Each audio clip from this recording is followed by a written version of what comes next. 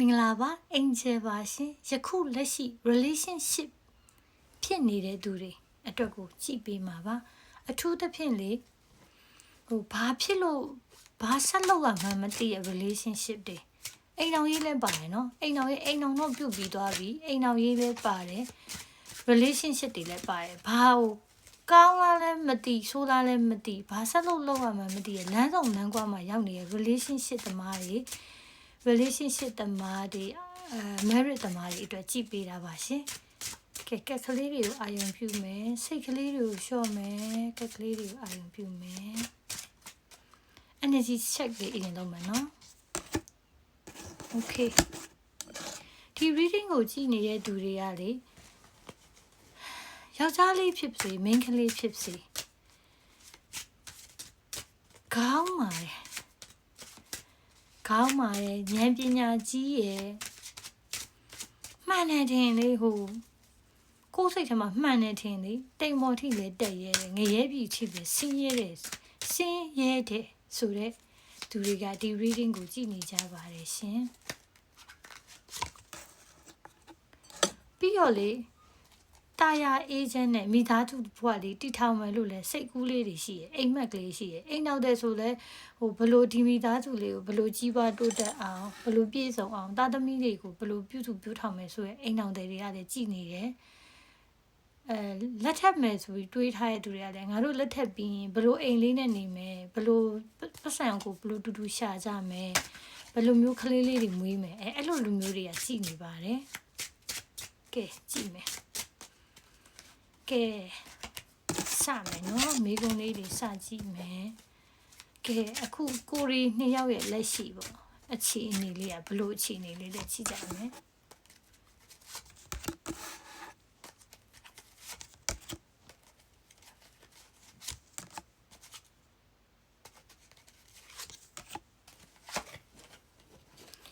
လမ်းဆောင်လမ်းကွာမှာ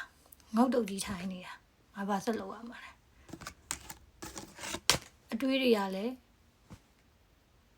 ဘာကို clear မှမဖြစ်အောင်ဝေဝါးနေပြီလှုပ်ချရမှာလားဆက်ပြီးစုပ်ကင်ထားရမှာလားဆိုတော့လည်းမသိဘူးဘာကြောင့်လဲသိလားဒီ relationship အိမ်တော်ရေးဖြစ်စေ relationship ဖြစ်စေ any gender ယောက်ျားလေးပဲချစ်မိန်းကလေးချစ်ပဲချစ်ယောက်ျားလေးနဲ့မိန်းကလေးပဲချစ်ကိုမဟုတ်ဘူးကိုရဲ့တစ်ဖက်သူသူကနောက်တစ်ယောက်ရှိနေရလားသူ့လိုတန်တရားကြီးဝင်နေတာသူကနောက်တစ်ယောက်ရှိနေရလားဘာဖြစ်လို့ငါ့ကိုအချိန်နေမပေးရလဲအချိန်နေမပေးတော့ဘူးဂရုတွေမစိုက်တော့ဘူးနော်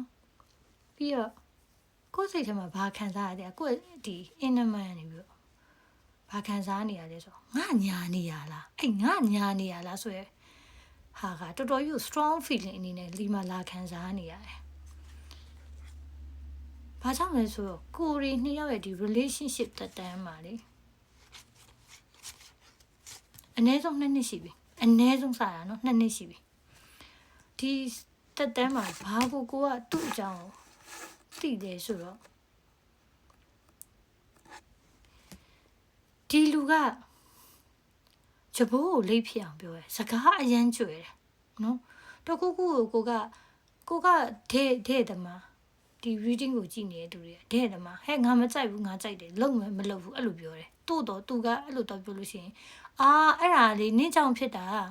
နင်ကဘလို့လုပ်ခဲ့လို့ငါကဘလို့ပြန်လုပ်တာဟာသူ့မှာလေ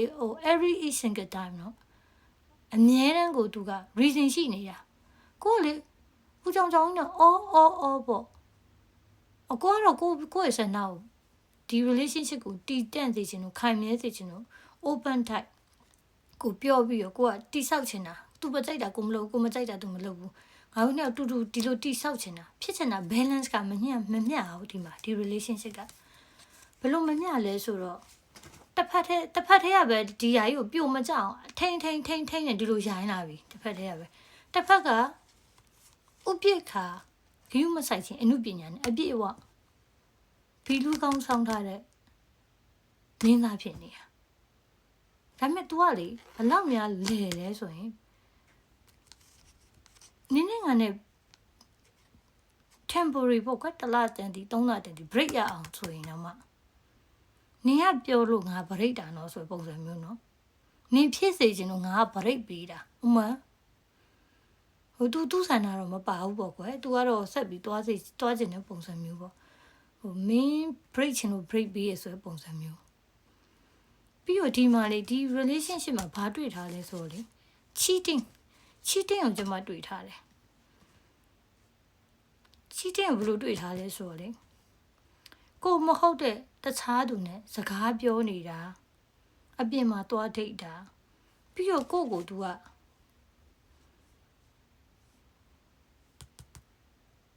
သူခံရသူကိုကကျူးလွန်သူကြီးနော်ကိုကကျူးလွန်သူကြီးကိုသူ့စိတ်ပိုင်းဆိုင်ရာကျူးလွန်တဲ့သူကြီးသူ့စိတ်ကိုဒဏ်ရာရအောင်လုပ်တဲ့သူကြီးပေါ့သူအဲ့လိုခံရတဲ့သူဆိုပြီးသူကလုပ်ထားတာဒီအခုကြည့်နေတဲ့ reading ကိုကြည့်နေတဲ့သူတွေတခုတတိထားပေးပါနော် relationship မှာ on and off situation တွေဖြစ်နေပါတယ်ကိုစိတ်ထဲမှာနှလုံးသွင်းတာပါသူဒီအချိန်မင်းငါ့ကိုထားခဲ့မှာအဲ့ထားခဲ့မယ်ဆိုတဲ့နေရာမှာကို့မှာပြစ်ချက်မရှိဘူးနော်ငွေကြေးပိုင်းဆိုင်ရာပဲဖြစ်ဖြစ်လူမှုရေးပဲဖြစ်ဖြစ်ဉာဏ်ပညာပဲဖြစ်ဖြစ်စသည်ဖြင့်ပေါ့ကိုကကောင်းနေတဲ့နဲ့ तू ကထားခဲ့မှာဘာလို့လဲရှင်းတဲ့အဖေကတခုတည်းပဲ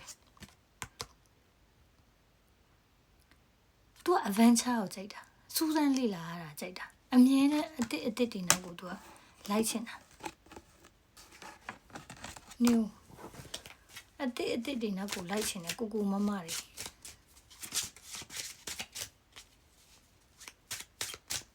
သူ့စိတ်ထဲကပြန်လာမှာကိုကဟို OAC ကြီးပေါ့နော်သူ့ရဲ့ OAC ကိုကသူ့ရဲ့အမေအိမ်တိလားအချိန်မျိုးဒဏ်ရာတွေအများကြီးရှိတဲ့အချိန်မှာပြန်လာလို့ရတဲ့အမေအိမ်ဒီအမေကရင်ခွင်တကားကြီးဖွင့်ပြီးကြိုးစိုးတာသူ့ဒဏ်ရာတွေရလဲကြိုးစိုးတယ်အနာတွေကိုဆေးထည့်ပေးတယ်တောင်ပန်တွေကိုပြန်တက်ပေးတယ်မိန်းမတွေယောက်ျားတွေကဒီ reading ကိုကြည့်ပေးတယ်မင်းဘလောက်ပဲတောင်ပန်တွေကြိုးခဲ့ငါရဲ့ချစ်ချင်းမေတ္တာတရားနဲ့ဒဏ်ရာတွေဆေးထည့်ပြီးမင်းဘဝကြီးနောက်တစ်ခေါက်ထပ်ပြီးအမြင့်ဆုံးပြန်တန်းနိုင်မှုအတွက်workshop ကောင်းတာလားအဲ့လိုမျိုးပြောရမယ် no training center ကြီးတိလားအဲ့လိုမျိုးကိုကတောင်ပန်ပြန်တက်ပြီးမှသူ့ဘဝအဆင်ပြေဖို့အောင်မြင်ဖို့အတွက်တောင်ပန်ပြန်တက်ပြီးအမိကျောင်းတော်ကြီးဒီ reading ကိုကြည့်နေတဲ့သူတွေမှာ LDRS တွေပါတယ်တေချာပေါက်ပါတယ်ရှင်သူကတနေရာကိုကတနေရာနော်စိတ်ချင်းနဲ့ဝေးတယ်လူချင်းနဲ့ဝေးတယ်ဒါကြီးကငွေကြီးပိုင်းဆိုင်ရာတော့ပြည့်စုံနေတာတွေ့တယ်အတူတိုင်းတာလေးနဲ့သူပေါ့နော်ဟိုဘက်ဒီဘက်နှစ်ဦးနှစ်ဖက်ကငွေကြီးပိုင်းဆိုင်ရာပြည့်စုံနေတယ်ကိုကတော်တော်ကြီးဒီကိစ္စမှာဇောက်ထိုးရဲ့မိုးမြော်ကြီးဖြစ်နေပြီပြစ်ချဖို့ကလည်းကိုယ်နှလုံးသားနာကျင်တယ်ပြစ်ချဖို့ကလည်းကိုယ်အုံနောက်ကစေခိုင်းနေပြီတော့မညာတတ်ဘူးမညာဘူးနည်းနည်းမှမညာဘူးနည်းနည်းမှလည်းလက်မကြည့်ဘူးနည်းနည်းမှလည်းမတနာဘူးသူတော်တော်ရက်ဆက်တယ်အိမ်မတန်တကူကောင်းဆန်နဲ့အတ္တကြီးရဲ့တစ်ဖက်သူကတော်တော်ကြီးတကူကောင်းဆန်နဲ့အတ္တကြီးရဲ့သူပျော်ရွှင်ဖို့အတွက်ပဲသူကရွေးတာနော်ကဲနောက်ဆုံးတစ်ခု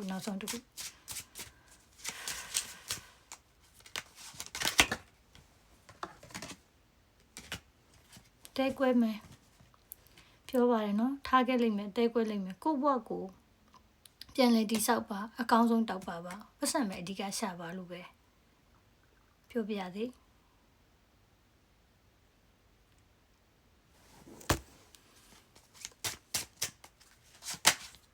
ဟုတ်တယ်အေးပြတ်တဲ့ညတွေများပြီးတော့သူနဲ့ကိုယ်နဲ့တေချာပေါက်တော့မပြောချင်ကွာသူနဲ့ကိုယ်နဲ့အကြောင်းအရာတစ်ခုကြောင့်ကွဲပါလိမ့်မယ်ဒါပေမဲ့